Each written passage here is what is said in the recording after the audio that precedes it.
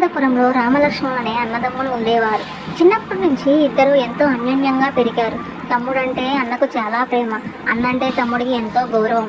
ఇద్దరికీ పెళ్లిళ్ళు అయ్యాయి. ఆ తర్వాత కొన్నాళ్లకు వారి తల్లిదండ్రులు చనిపోయారు. రాముడికి ఇద్దరు పిల్లలు, లక్ష్మణుడికి పిల్లలు లేరు.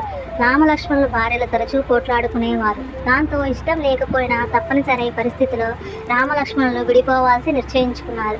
వారసత్వంగా వచ్చిన 10 ఎకరాల పొలాన్ని చెరో 5 ఎకరాలు చొప్పున పంచుకున్నారు. కుటుంబాలు విడిపోయిన అన్నదమ్ముల మధ్య ప్రేమానురాగాలు తగ్గలేదు.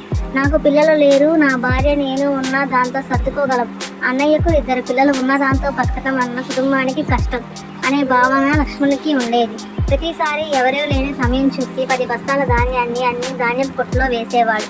నా కొడుకులు ఏదో ఒకరోజు అందిస్తానన్నాడు. తమ్ముడి పిల్లలు లేరు, వాడికి వయసు పెరిగే కొద్దీ బ్రతుకు ప్రారంభమవుతుంది అని ఆలోచించేవాడు. రాముడు అంతేకాదు, పంట చేతికి రాగానే తమ్ముడికి తెలియకుండా అతడి ధాన్యపు సిరాలో 10 బస్తాల ధాన్యాన్ని వేసేవాడు.